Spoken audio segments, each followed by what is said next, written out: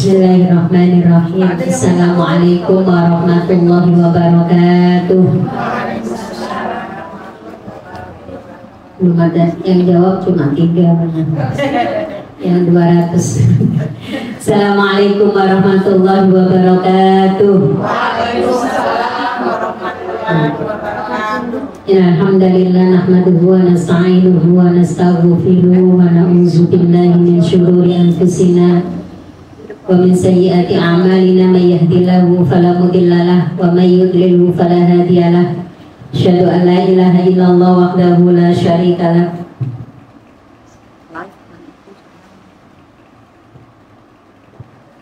wa asyhadu anna Muhammadan abduhu wa rasuluh. Subhanallah wa bihamdi adada khalqi wa ridha nafsi wa zinata arsy wa midada kalimati. Raditu billahi rabba wa bil islami dina wa bi Muhammadin nabiyya wa rasula. Rabbi zidna ilma warzuqna fahma, amin Allahumma amin.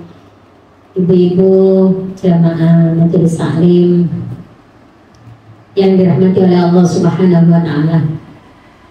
Wabil khusus Umina, insyaallah Amir ini yang saya sayangi dan insyaallah dimuliakan oleh Allah Subhanahu wa taala.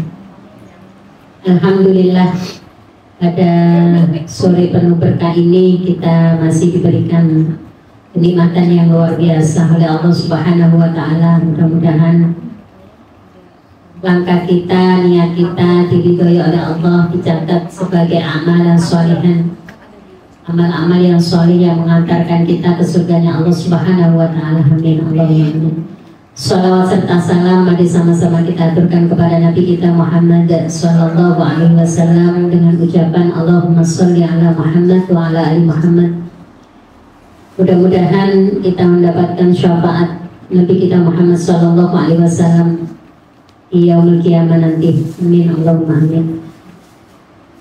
Alhamdulillah, insya Allah di sore hari ini kita akan sama-sama sharing lagi ya. Temanya pekerjaan hati ya. Kalau pekerjaan badan, pekerjaan zahir itu sudah biasa kita lakukan ya. Pekerjaan ibu-ibu itu kalau tulis mungkin 2 lembar buku nggak selesai ya, itu pekerjaan zahir namanya ya. Nah, pekerjaan hati kita ini, pekerjaan batin kita ini banyak juga ternyata, tapi tidak pernah tulis. Jadi kalau pekerjaan katakan amalia yaumiah ya, pekerjaan sehari-hari kita itu secara zahir sudah kita laksanakan. Tapi pekerjaan hati kita itu sering kebalik-balik. Pekerjaan hati itu sering kebalik-balik dengan penyakit hati. Nah, supaya nggak kebalik-balik kita ulang-ulang ya, kita ulang-ulang, kita mulai tajdid lagi, perbaharui lagi.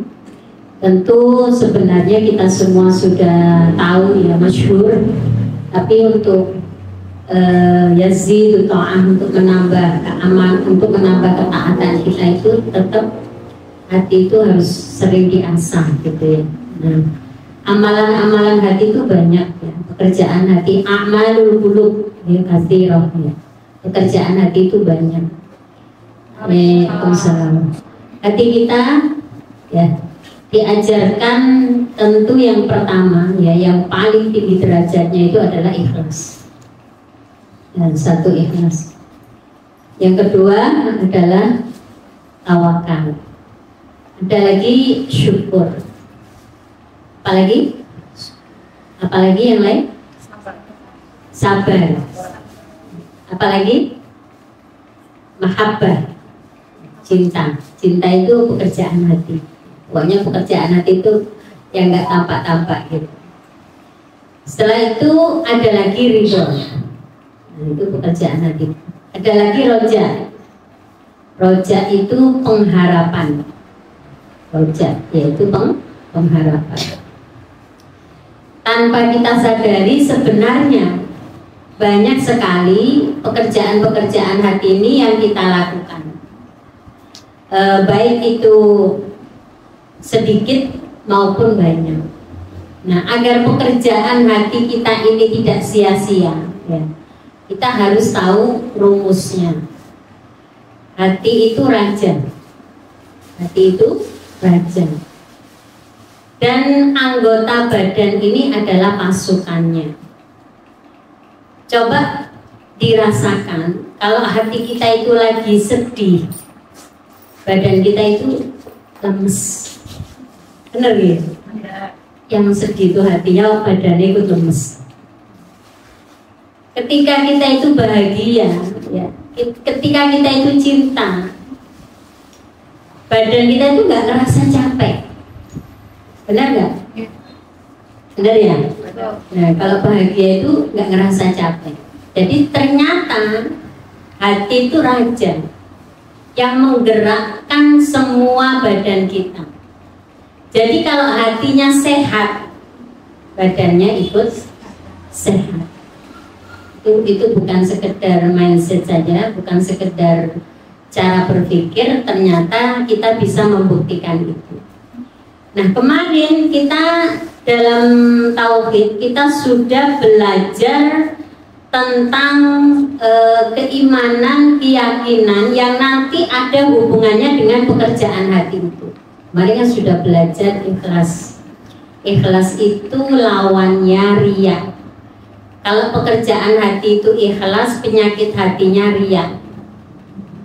Nah, selama ini kira-kira yang kita lakukan itu banyak ikhlasnya atau banyak riyanya? Insya Allah kita ngerasa ikhlas. Insya Allah gitu ya.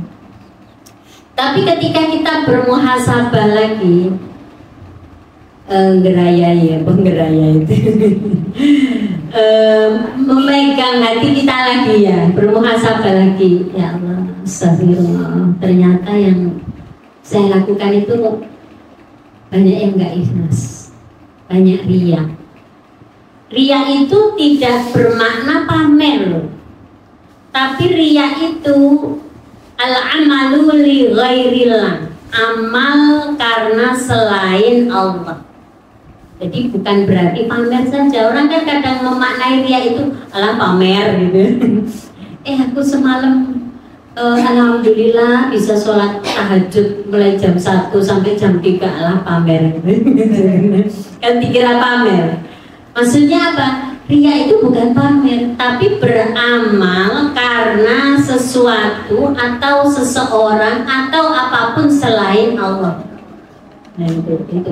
Jadi coba setiap gerakan yang kita lakukan apakah benar itu ikhlas? Contoh, amalan kecil saja. Kita di rumah ya, kita di rumah ini pekerjaan kita bangunin anak-anak atau mendidik anak-anak. Kita itu ikhlas lillah atau li anfusina, karena Allah atau karena diri kita sendiri. Nanti tak kata bangunin yang susah aku juga. Kalau mereka nggak dimasakin, yang susah kita juga. Nah, berarti nggak lillah lagi. Jadi pengertian lillah itu, masya Allah ya, yang bisa merasakan tuh hati kita sendiri. Maka itu amal ya. Amal itu jamak ya. Amal itu mufrad. Amal-amal yang banyak itu yang kita lakukan ya. Kalau itu lillah, kalau itu karena Allah, itu akan memberikan dampak positif kepada pekerjaan-pekerjaan hati yang lain. Kalau orang sudah ikhlas tuh pasti syukur. Kalau orang sudah bisa ikhlas tuh pasti sabar.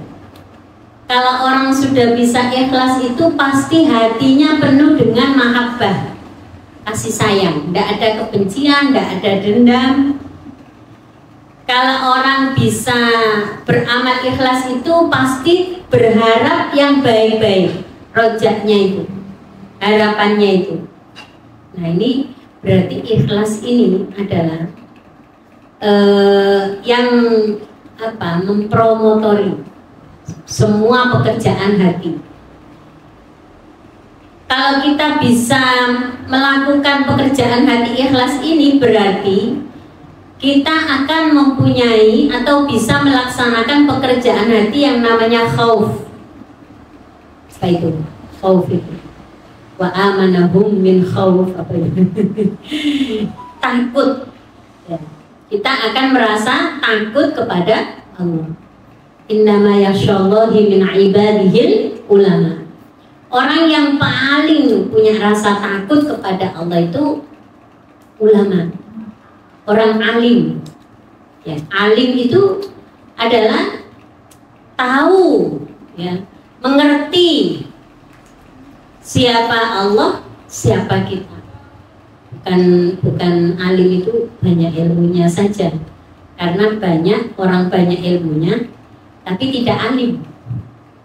Ya, alim itu dia faham haknya Allah, faham kewajibannya seorang hamba. Nah, itu alim.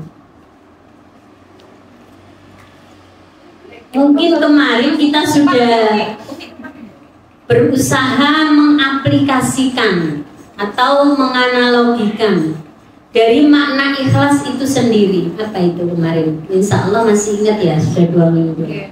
Apa ikhlas itu kemarin? Berikan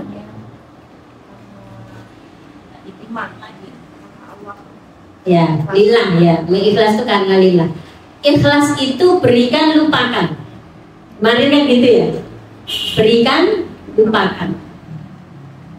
Pokoknya kita kalau melakukan kebaikan nggak usah banyak pikir. Itu pun pernah kita lakukan. Hal-hal kecil itu, misalnya contoh, suatu saat kita di jalan itu lihat orang kok pelas tuh apa ya, kasihan gitu ya, itu iba dalam diri kita.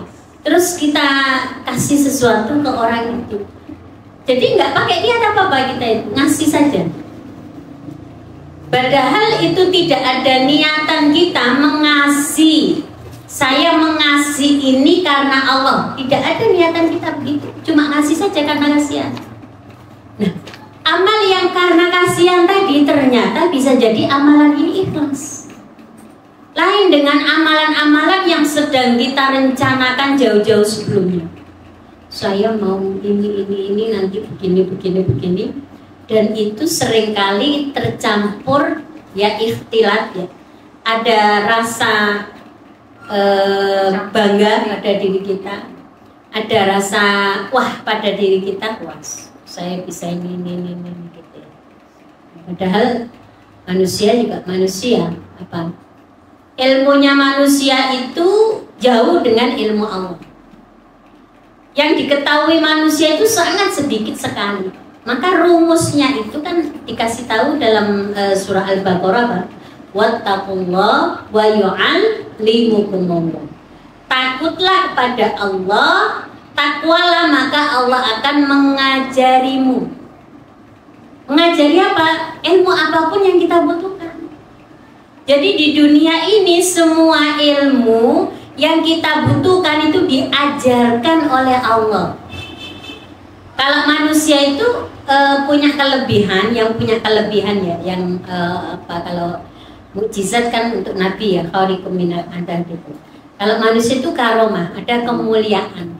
Tapi semua manusia itu dibekali oleh Allah akal, dibekali oleh Allah potensi yang luar biasa, yang bisa mengembangkan ilmunya. Apa yang dia lakukan tuh, ada ilmunya yang akan dikasih oleh Allah. Maka kalau dulu kita setiap hari habis belajar itu membaca doa, Allahumma inni astaudi'uka ma'allamtanihi farduduhu ilayya inda hajati ilayhi walatansanihi ya rabbal alamin. Masih ingat? Pernah ada, ya Allah, Allahumma inni astaudi'uka, ya Allah, sesungguhnya saya menitipkan ma'allamtanihi, apa yang saya pelajari, farduduhu ilayya, kembalikan kepada saya, inda hajati ilaihi, ketika saya membutuhkan. Kapan kita butuh itu? Ilmu takut sama Allah Ketika kita bermaksiat, kita itu takut sama Allah, maka ilmu yang kita butuhkan tadi, ketika kita dulu dengar pengajian, kita belajar, kita baca Quran, banyak hal akan dikembalikan lagi ke kita lagi. Ilmu apapun itu. Nah, tadi mencari ilmu itu kalau dalam kitab ta'lim alala tanalul ilma illa bisitatin. Jadi ahlul ilmi, orang yang atau talibul ilmi, orang yang mencari ilmu itu harus memenuhi 6 syarat. Kalau sekarang mungkin tidak begitu diperhatikan ya, belajar 6 syarat itu. Yang pertama zakain, kecerdasan. Insya Allah semua orang itu cerdas. Kalau diasah terus itu cerdas. Ibu-ibu sering hafal apa sering baca? Sering hafal apa sering baca? Kalau disuruh baca cepet, disuruh ngapal agak lola. Cepet apal, cepet lupa, atau lama apal, cepet lupa? Lama apal. Karena nggak diasah. Coba diasah setiap hari ngapal, itu cepet apal itu. Karena nggak diasah. Jadi orang yang biasanya itu kerja, ya suka ngitung di pasar, sama orang yang sudah pensiun di rumah, itu lebih cepat orang yang di pasar, bener nggak? Diasah itu. Jadi cepet pikun kalau nggak punya pekerjaan itu, ya pekerjaan kita apa ya tadi ngasah itu menghafal, ya. Cerdas, zakain, wahirsin, semangat, ya. Talibul ilmi yang mencari ilmu ini harus terus semangat. Jangan bilang, ya Allah ngaji lagi, kemarin udah ngaji. Maaf sekali, kemarin kami sudah ngaji, jadi Jumat besok saya izin. Atau dijadikan satu aja kan sama-sama pengajian, masa ngaji 2 hari berturut-turut. Pede gitu, kayak ilmunya itu udah banyak banget. Padahal ahlul ilmi, para pecinta ilmu itu, Masya Allah ya, nggak ada habisnya mencari ilmu itu. Kok kita seminggu sekali tuh kadang 2 hari sekali ngaji gimana gitu rasanya gitu.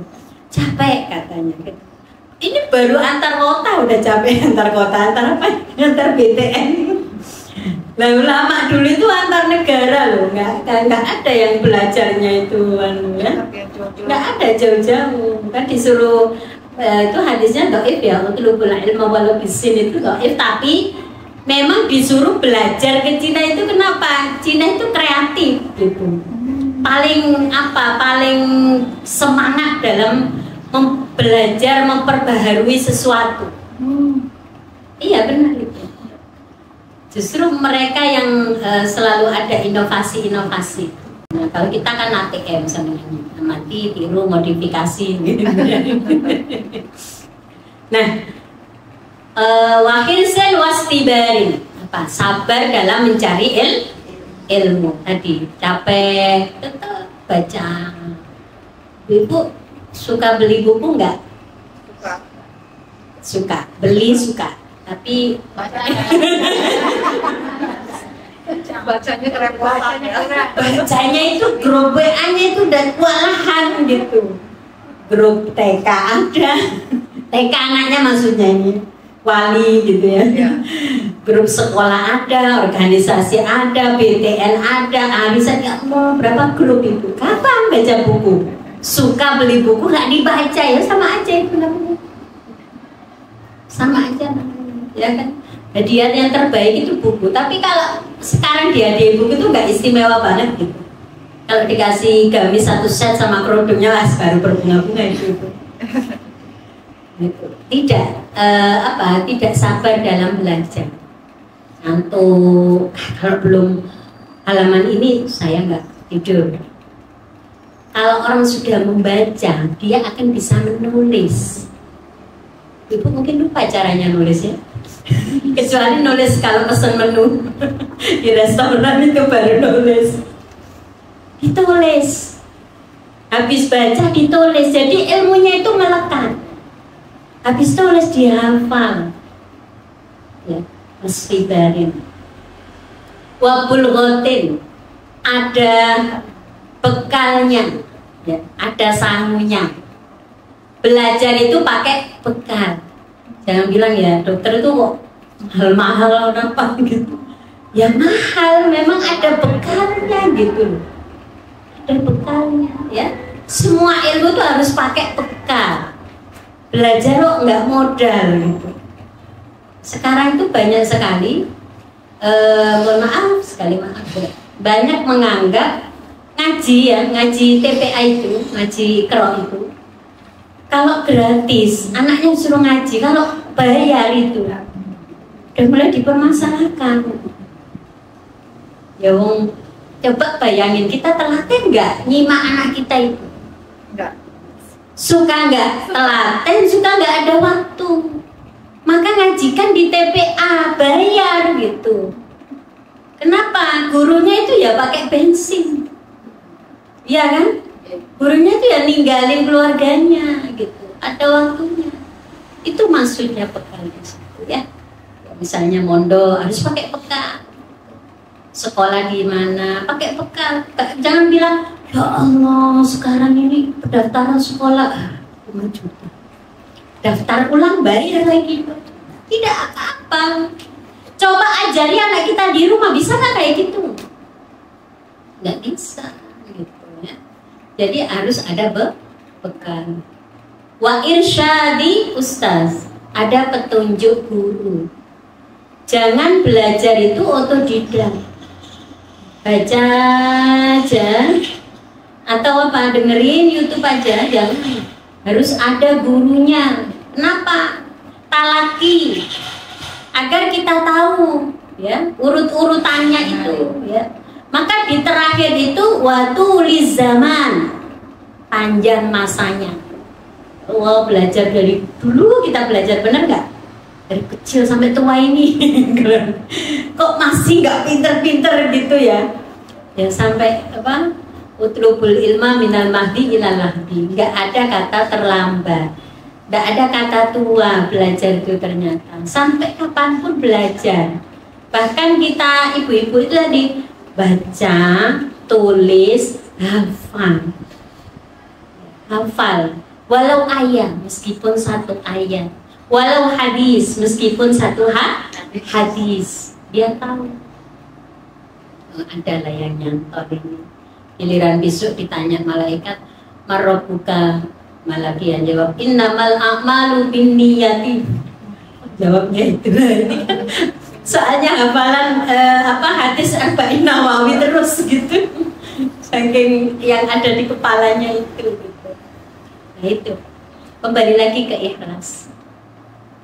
Ikhlas tadi bisa kita raih kalau kita tahu ilmunya. Dalam Quran itu banyak banget disebutkan ikhlas. Wa ma umiru illa liya'budullaha mukhlishina lahuddin. Qul inna sholati wa nusuki wa mahyaya wa mamati lillahi rabbil alamin. Ini mengajarkan, katakan sholatku, ibadahku, hidupku, matiku lillah, karena Allah. Maka kalau ada yang puitis karena kamu, gombal banget karena ajarannya kan lillah, semua itu karena Allah gitu ya. Ya Allah, berarti lelah kita ini karena Allah.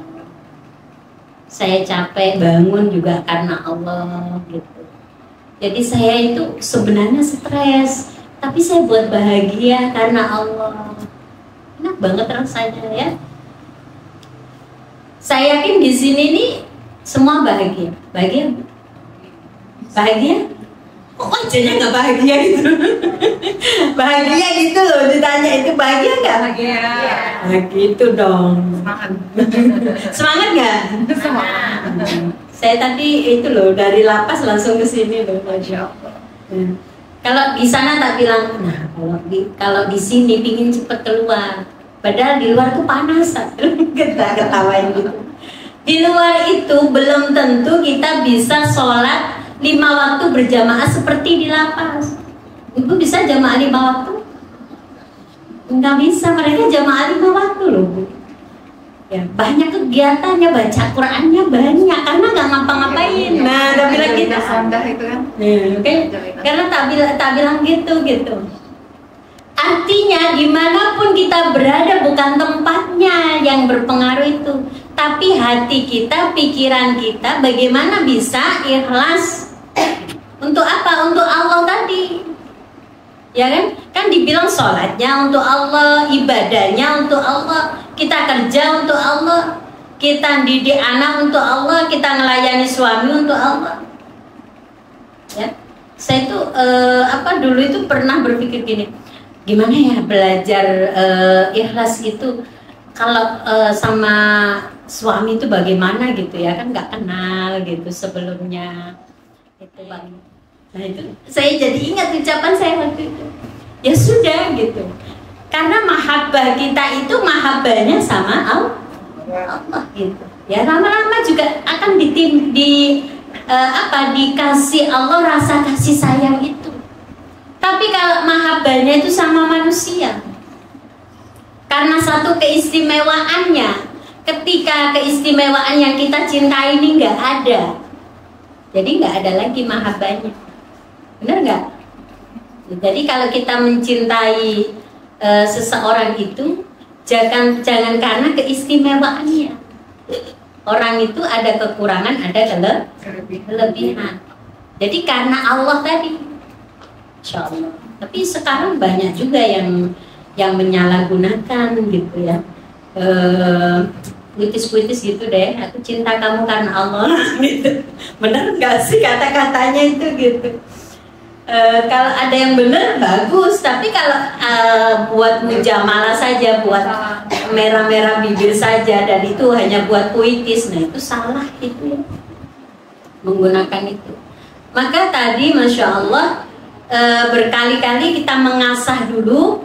Kalau sudah ikhlasnya itu goal ya, sudah sukses, berarti kita bisa sabar.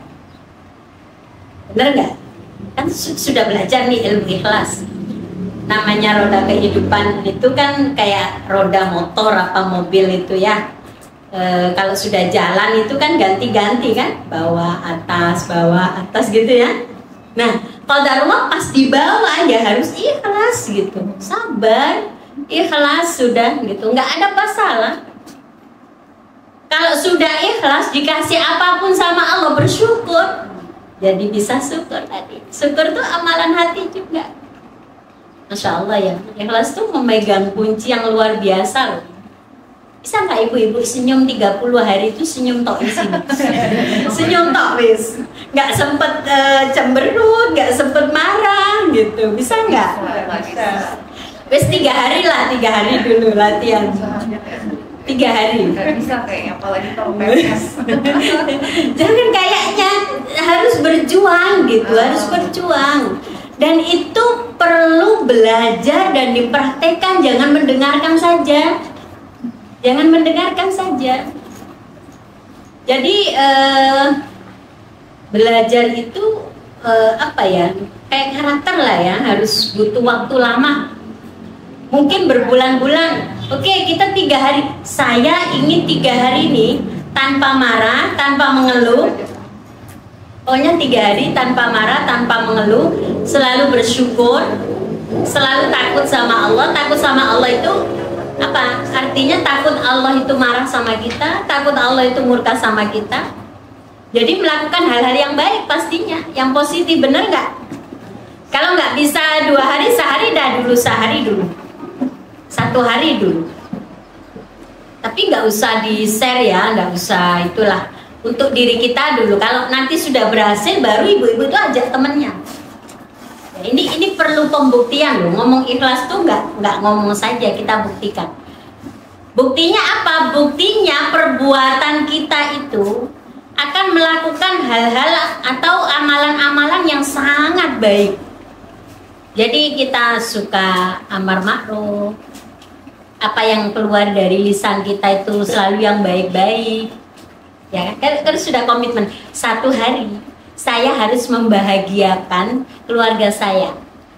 Saya harus membahagiakan diri saya dengan apa? Dengan rasa syukur, ya, dengan sabar, dengan ikhlas. Ikhlas kan berarti lapang dada.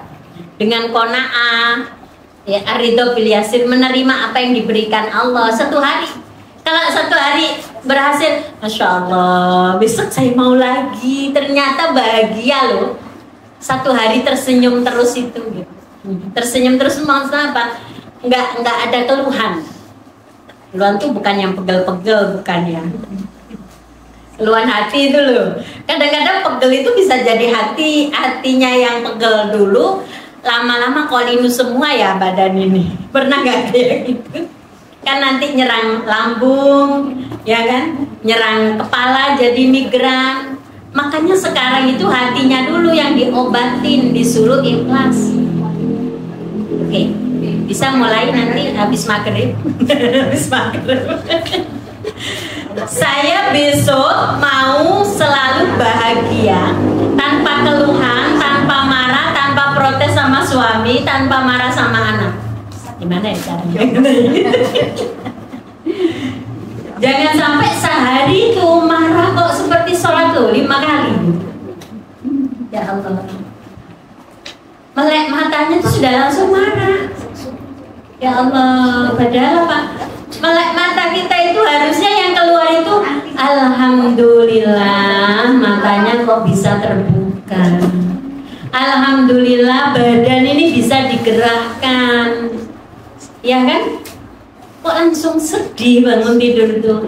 Astagfirullah. Nah, itu apa yang disedihkan itu? Padahal nikmat ini banyak.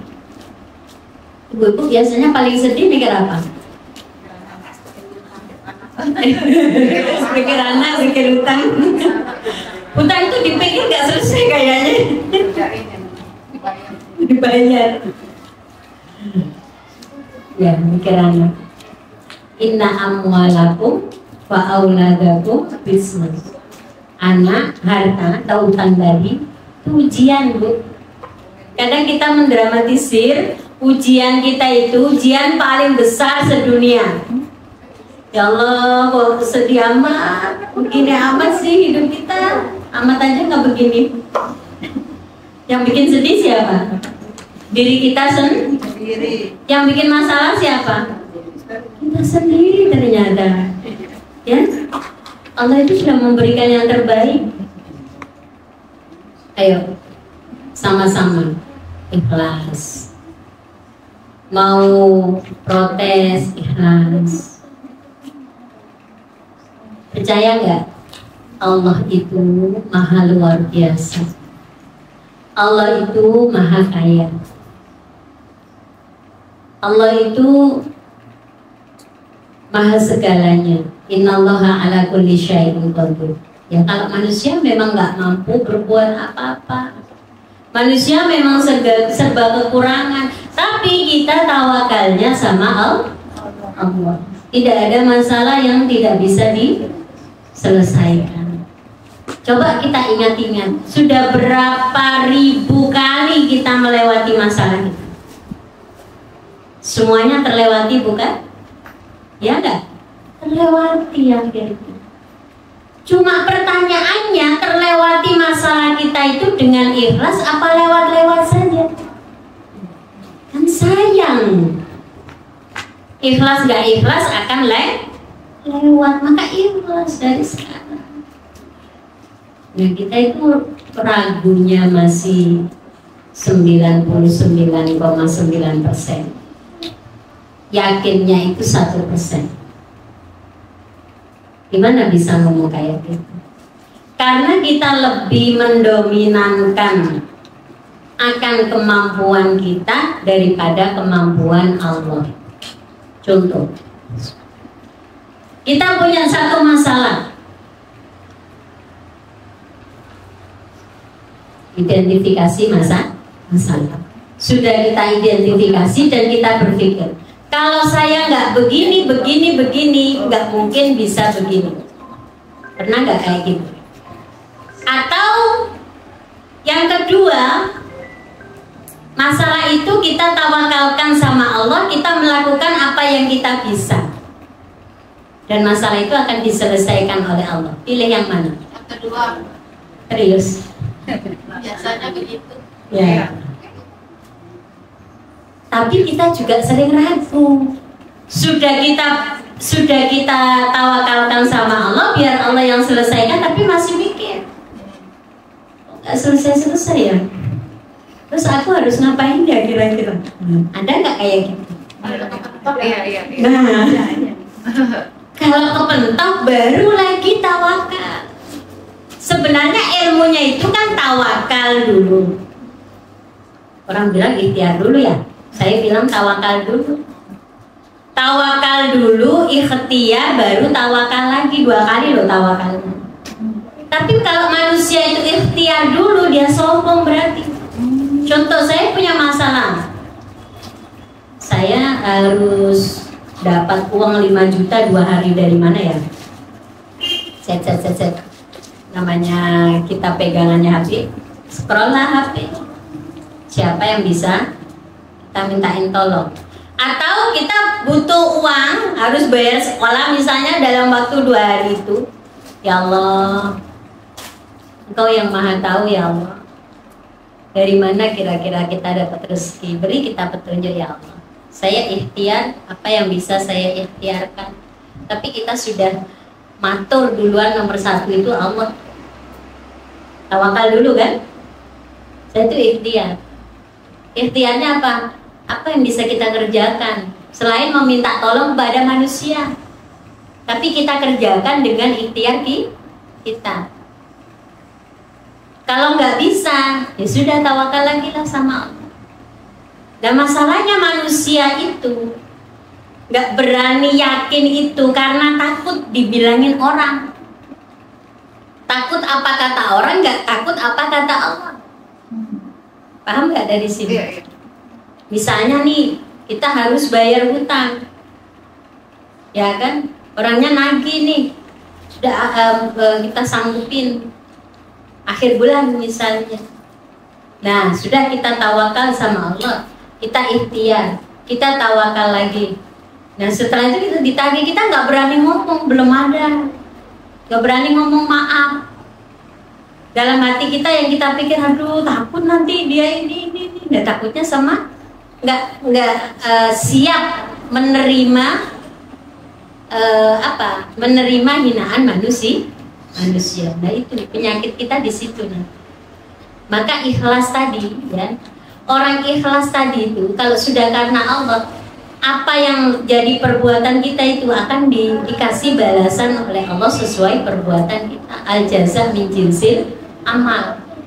Tapi nanti ketika kita itu tawakal kepada Allah, kembali kepada Allah dengan kebaikan, Allah akan memberikan jalan keluar bagi masalah kita tadi. Kan sudah jelas itu rumusnya. Wa may yattaqillaha yaj'al lahu makhrajan wa yarzuqhu min haitsu la yahtasib. Nah, rezeki yang tidak disangka-sangka ini nggak usah ditunggu-tunggu. Kapan? Dari mana ya kira-kira ya? Apa tahu-tahu saudaraku ada yang jual tanah? Apa tahu-tahu tetanggaku? Nggak usah dipikir itu. Sibukkan diri kita itu dengan apa? Dengan amalan-amalan yang bermanfaat. Apa itu? Ya, apa yang bisa kita lakukan? Kalau kita bisa bergerak dengan tenaga kita, silakan gerak dengan tenaga. Mau berjualan, mau membantu orang, mau nyapu-nyapu di masjid, ya kan bagus juga kita bersih-bersih masjid. Ya Allah, saya daftar jadi pegawai, ya Allah selesaikan masalahku ini, bener nggak? Ya. Daripada ke rumah orang gitu kan, nah ini rumah Allah gitu. Nah, terus kalau enggak, kita selesaikan dengan pikiran kita kalau kita bisa mikir gitu ya. Nah itu banyak hal, tapi apa intinya? Yakinlah Allah yang menyelesaikan urusan kita, bukan kita. Sama dengan ketika kita sakit. Sakit itu kita tawakal sama Allah karena Allah yang memberi kita sakit, Allah yang memberi kita sehat. Setelah itu berikhtiar kita berobat. Tidak boleh sakit itu takdirnya saya sakit, nanti kalau sehat juga disehatkan. Terus nggak ikhtiar, nggak boleh.